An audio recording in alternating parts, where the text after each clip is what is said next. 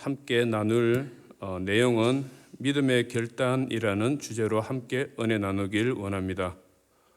저도 제 인생을 돌아보면서 믿음의 결단을 여러 차례 한 것 같습니다. 첫째는 주일 성수에 대한 결단, 또 제사 문제에 대한 결단, 그리고 또 새벽 결단, 그리고 주일날 제가 노동조합 하면서는 또 주일날 잔치나 이런 데 가지 않는 결단, 이런 것들이 생각납니다. 근데 오늘은 그런 것들 중에서 한 두 군데를 같이 나누고자 합니다. 세상 사람들도 새해가 시작되면 모두 건강을 위해서 이런저런 결단을 하게 됩니다. 어떤 사람들은 나는 올해 꼭 금연을 하겠다, 금주를 하겠다, 건강을 위해서 몸무게 감량을 하겠다, 그런 목표를 세우고 결단하는 모습을 보게 됩니다. 우리 신앙생활을 하는 사람들도 믿음의 결단을 새해에 이렇게 하게 됩니다. 저도 매년 성경 일독, 하루 1시간 이상 기도하기, 새벽 기도에 빠지지 않기 등의 결단을 한 경험이 있습니다. 그리고 또 많은 분들이 이런 결단을 하는 모습을 보게 됩니다. 혹시 여러분은 어떤 결단을 하셨는지 기억하고 계십니까? 그리고 지금 잘 지켜내고 계시는지요? 저도 매년 결단을 했지만 못 지키는 작심삼일의 영역이 있었습니다. 그건 성경 일독이었습니다. 사실 새벽 기도, 새벽 예배와 공예배를 빠지지 않고 참석했지만 늘 뭔가 부족함이 느껴졌고, 그런 답답함을 두고 기도하는 가운데 성령께서 말씀의 부족함을 채우라는 마음을 주셨습니다. 올 2022년 새해에 담임 목사님께서 정교인 꼭 성경 일독합시다 라고 말씀하셨는데 그때 아멘하고 결단했습니다. 근데 결단은 했지만 또 중간에 못하면 어떻게 하나 하는 그런 마음도 들었습니다. 그래도 한번 해보자 하는 마음으로 시작을 했습니다. 그리고 예전에 또 이런 한번 성경 일독을 하고자 한 3박 4일 동안 오로지 성경만 읽어서 일독을 한 경험이 있었습니다. 그래서 마음 약하기 전에 빨리 읽자, 그런 마음으로 시작했는데 올 1월 1일부터 시작해서 1월 25일에 일독을 하게 되었습니다. 그런데 너무 빨리 읽었습니다. 한 번 더 해야 되겠다. 그렇게 또 시작했습니다. 2월 28일에 성경 이독을 마치게 되었습니다. 그런데 이것도 너무 빠릅니다. 이왕 시작한 거 원래는 딱 3독만 하자. 그렇게 또 시작했습니다. 3월 28일에 3독을 하게 되었습니다. 그렇게 하다 보니 매달 1독을 하게 된 결과가 되었습니다. 그래서 9월 30일에 9독을 마치고 지금은 성경 10독을 주파하기 위해 달려가고 있습니다. 많은 집사님들께서 대단하시다고 칭찬도 해주시고, 저를 잘 아시는 분은 김 집사가 저런 사람이 아닌데 어째 잘못된 건 아닌지 농담으로 놀리는 분도 계십니다. 목장에서 나눔을 하는데 아직도 구약을 헤매고 있다고 말씀하시면서 읽어도 이해가 안 돼요, 속도가 나지 않는다고 하시면서, 집사님 그렇게 속독으로 읽으면 이해가 되냐고 물어보십니다. 사실 저도 많이 듣고 잘 아는 본문 외에는 생소한 부분이 많지만 이해가 안 되더라도 읽다 보면 특별히 은혜 주시는 말씀이 있으니 일독을 하는데 의의를 두고 포기하지 말라고 격려를 합니다. 그리고 옛날 제가 군에서 근무할 때의 기억을 떠올리겠습니다. 군대 이야기는 우리 목사님으로 족한데 제가 또 군대 이야기를 죄송합니다. 여러분도 잘 아시는 바와 같이 우리 담임 목사님께서도 여성분들이 가장 싫어하는 군대 얘기를 자주 하십니다. 그래도 축구 얘기 안 하셔서 다행이라고 생각합니다. 저는 입을 다물고 있으면 군 생활을 의장대나 헌병대나 특전사점으로 생각하시는 분들이 많습니다. 뭐 할게요? 예, 저는 허대 멀쩡한데 장군의 아들이라 일컫는 단기사병, 옛날 방위 출신에 보직도 그렇게 꿈꾸는 PX병입니다. 전혀 어울리지 않는 곳에서 근무를 했습니다. 현역으로 군에 다녀온 남성들은 이 사실을 알고 욕을 막 합니다. 제가 PX병이라고 하면은 다들 이해가 되지 않는다고 말씀을 하십니다.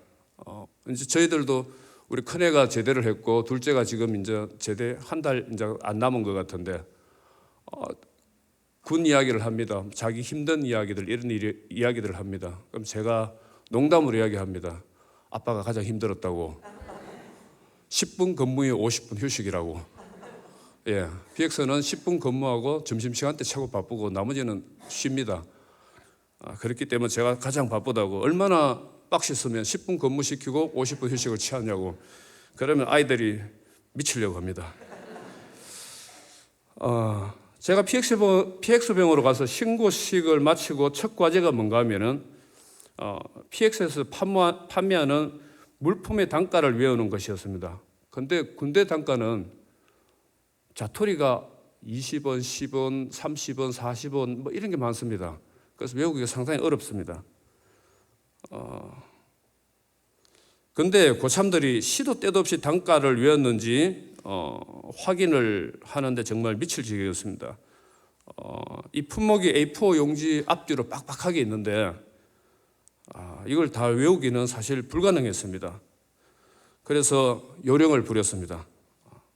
익숙하고 잘 팔리는 품목 가격만 외우고 나머지는 외우지 않았습니다. 그래서 고참들이 물으면은 잘 아는 거는 대답하고 모르는 걸 물으면 잊었습니다 하고 일차례 받고 그렇게 계속 세월이 지나서 팔다 보니까 저절로 다 외워졌습니다. 마찬가지로 성경도 다독을 하니 성경에 생소했던 부분이 이전에 눈에 들어오고 성경 말씀이 조금씩 가까워졌다는 생각이 듭니다.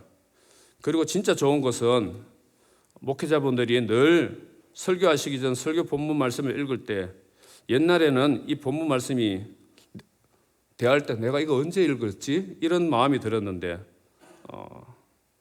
이 말씀을 읽을 때마다 내가 며칠 전에 읽었던 말씀이라서 늘 친근감이 들고 더 깊이 알게 되고 은혜를 누려서 참 좋습니다.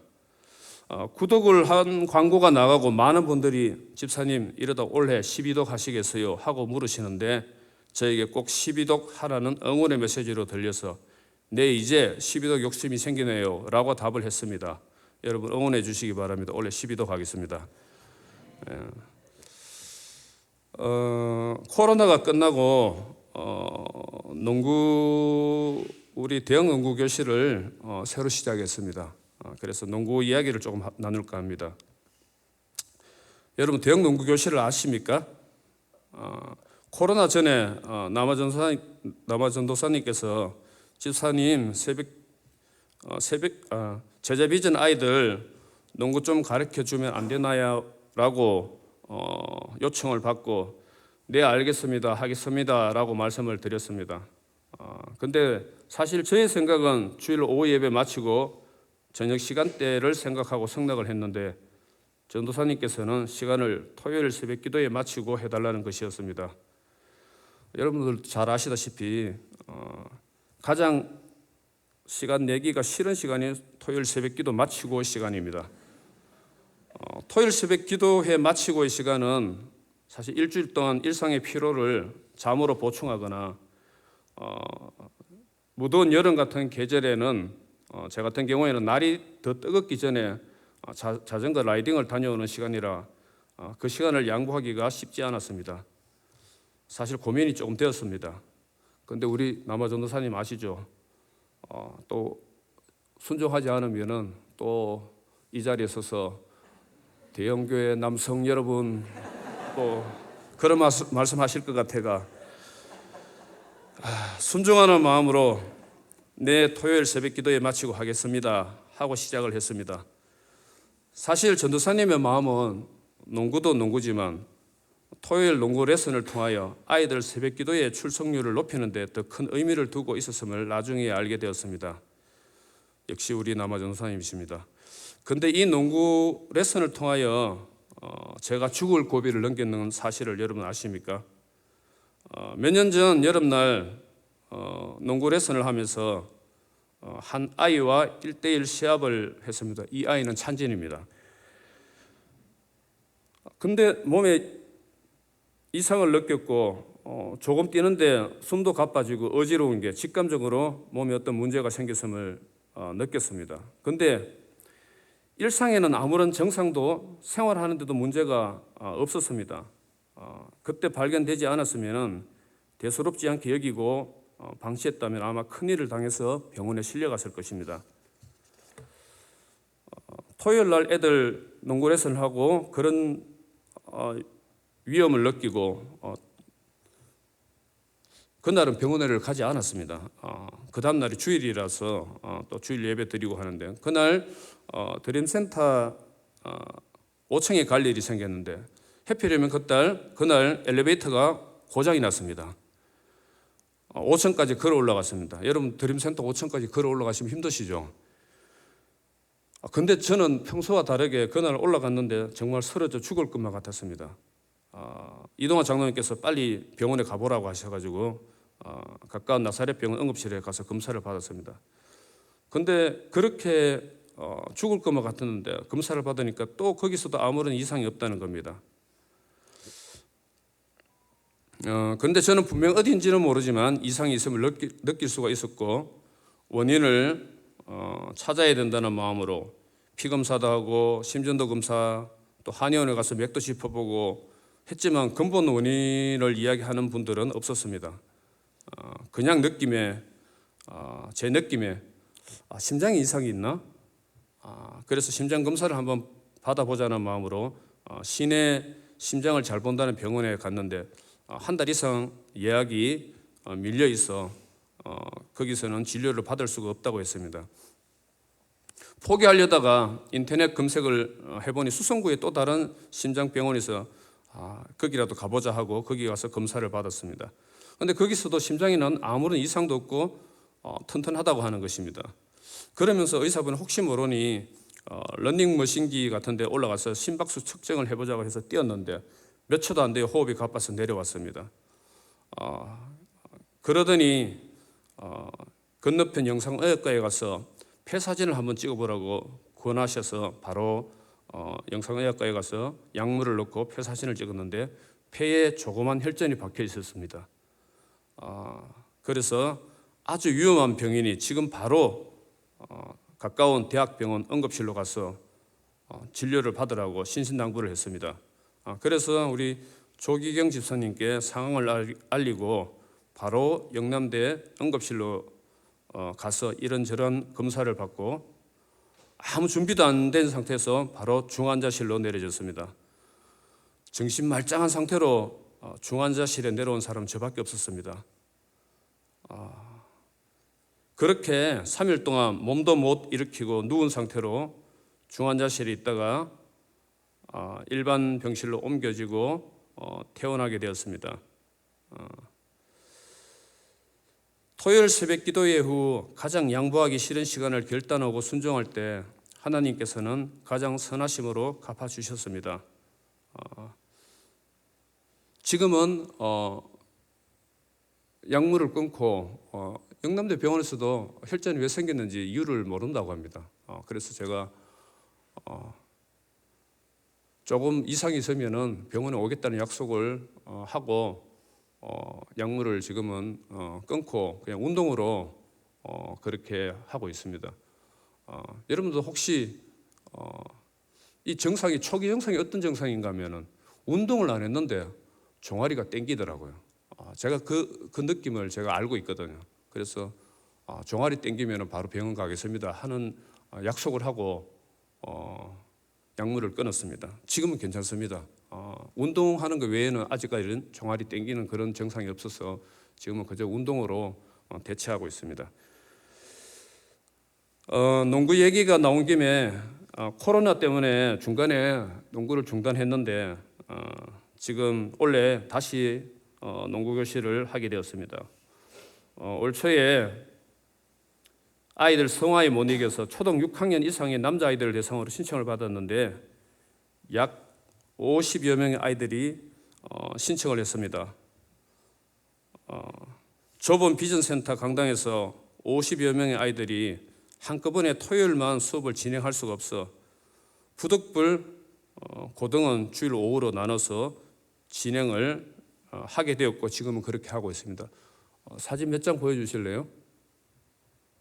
예, 요게 토요일 반이가? 예, 그렇고 또 넘겨주시겠습니까? 요게 주일 반이고 계속 좀 넘겨주시기 바랍니다. 애들 농구하는 장면입니다.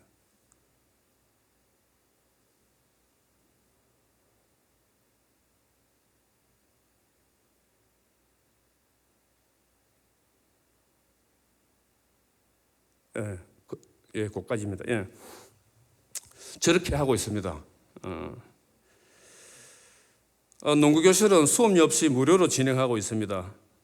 그러다 보니 성실하게 참여하지 못하는 아이들이 들어 있습니다. 근데 그게 저는 너무 아쉽습니다. 무료로 진행해도 매달 비싼 수업료 내고 참여한다는 생각으로 성실하게 참여했으면 하는 마음이 많이 듭니다.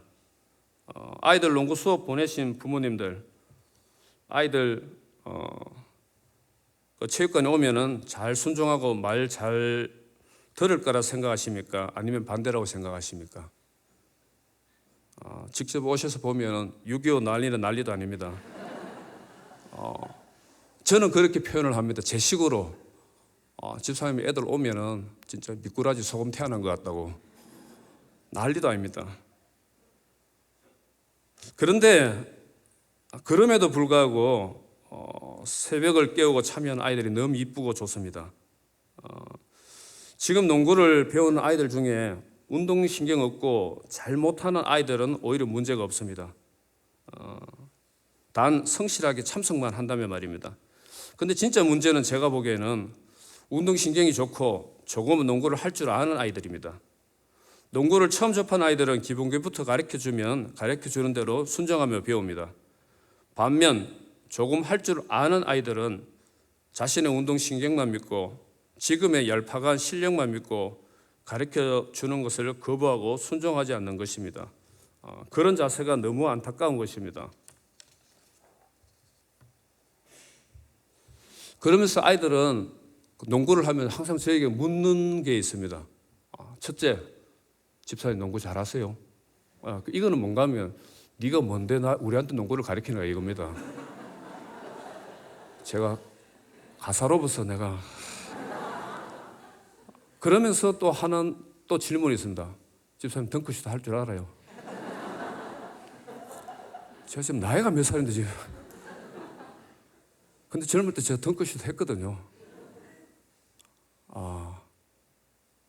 증명사진 2장 가져왔습니다. 그래서 우리 아이들 내가 증명을 하려고 농구하는 사진하고 그거 한번 좀 올려주시기 바랍니다. 근데 본문에 없는 내용인데 애들 가르치면서 가장 힘든 게 뭔가 하면 시범을 보이는 겁니다. 이게 농구 저 지금 점프해서 저기 리바운드 하는 장면인지 레이업 하는 장면인지 모르겠는데 지금 위에 불쑥 올라온 녀석이 접니다. 금성 VTR 여러분 들어봤습니까? 이게 제 연식을 지금 저기서 표현하고 있습니다.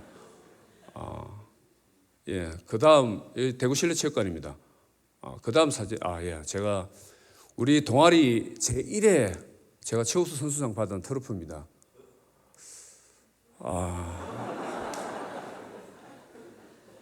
우리 아이들한테 이걸 꼭 증명을 해야 되겠다고 제가.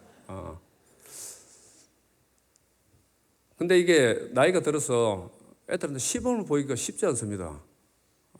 저도 농구를 이제 한창 한지 오래됐고 그렇기 때문에. 근데 애들은 말로 하지 말고 증명을 하라는 겁니다. 이게 미칩니다. 그래서 슛 하나라도 좋은 폼으로 슛이 들어가야 아들 박수 치지. 못 넣으면은 에이 하고 또 막 야유를 막 합니다. 그렇기 때문에 그게 너무 힘듭니다. 그렇기 때문에 애들 보내고 저 혼자 또 개인적으로 연습을 많이 합니다.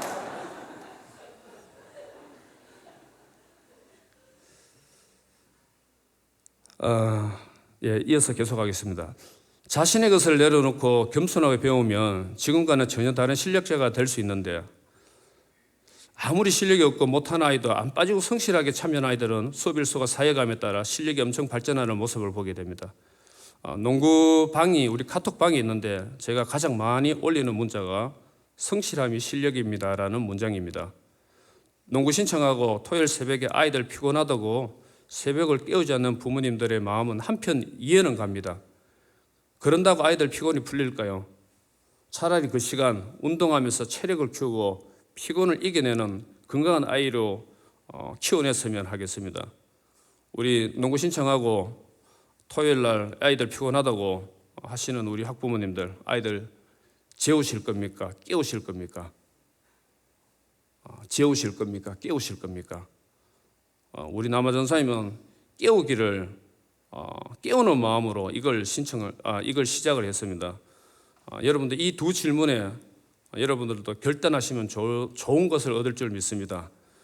그리고 저도 운동신경 좋고 무슨 운동이라도 조금 할 줄 안다고 겸손하게 배우지 않은 제 과거의 모습을 아이들을 가르치면서 알게 되었습니다. 그래서 더 저와 같은 아이들을 안타까운 마음으로 지도하고 있습니다. 대학농구교실에 아이들을 보내주신 부모님들께 감사를 드리면서 많은 기도와 협조를 부탁을 드리겠습니다. 목장 소개와 기도 제목을 나누고 마치도록 하겠습니다. 저희 목장은 금요일 7시 30분에 교회에서 목장 모임을 가지고 있습니다. 비록 예전처럼 가정에서 목장 모임을 하지는 못하지만 적극적인 참여 속에 은혜의 시간을 보내고 있습니다. 먼저 김병찬, 김영실 집사님 가정입니다. 자녀로는 혜인이, 혜원이, 규성이가 있습니다. 사진 좀 올려주세요. 기도 제목은 믿음 안에서 가정이 하나 되게 하시고, 병찬 집사님이 가정의 제사장 역할을 잘 감당하게 해주시고, 규성이가 대학 진학을 앞두고 있는데 하나님의 선한 인도를 받기를 원합니다. 다음은 이춘식, 김성현 집사님 가정입니다. 자녀로는 수인이, 영인이가 있습니다. 늘 하나님과 동행하게 해주시고, 지금 춘식 집사님 아버님께서 지금 대구에 와 계시는데 아버지 건강과 우리 가정이 주 안에서 교회에 붙어서 은혜를 누리며 살 수 있는 은혜를 허락해 달라고 그렇게 기도해 주시기 바랍니다. 그리고 수인이, 영인이 학업 실력도 잘 쌓여가고 하나님의 용사로 준비되어서 쓰임 받는 그 축복이 있기를 원합니다. 다음 가정은 이주미 집사님 가정입니다. 남편이 신동익 씨입니다. 자녀로는 원규하고 은영이가 있습니다. 더 교회 중심으로 살게 하시고 두 아들이 주님께 쓰임받는 자녀로 서갈 수 있도록 기도해 주시기 바랍니다. 다음 가정은 박연미 집사님 조수학 뒤쪽에 있습니다. 성도님 가정입니다. 자녀로는 윤아가 있습니다. 우리 연미 집사님 달란트가 참 많습니다. 귀한 달란트, 교회와 영혼을 위해 쓰임 받는 가정 되게 해주시고 새벽을 정복하는 가정 되게 기도해 주시기 바랍니다.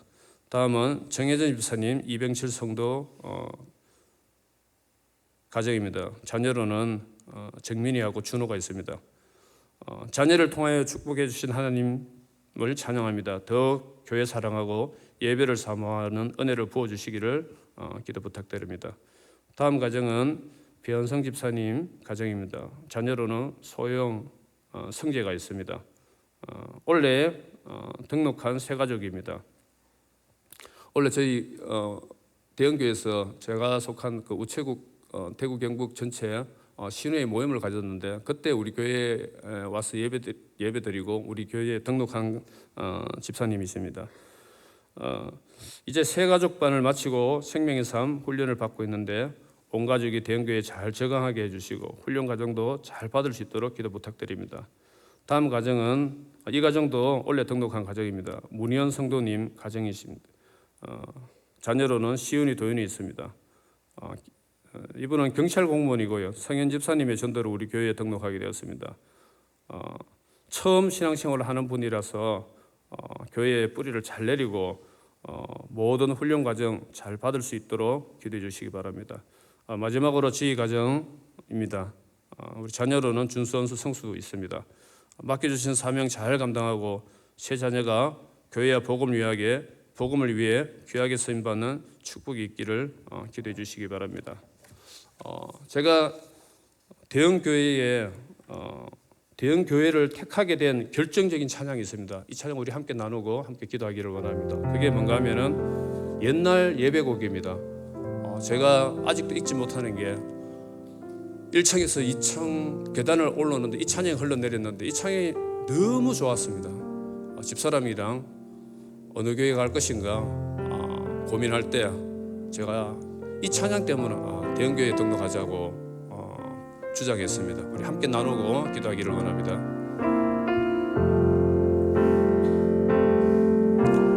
주님 보좌 앞에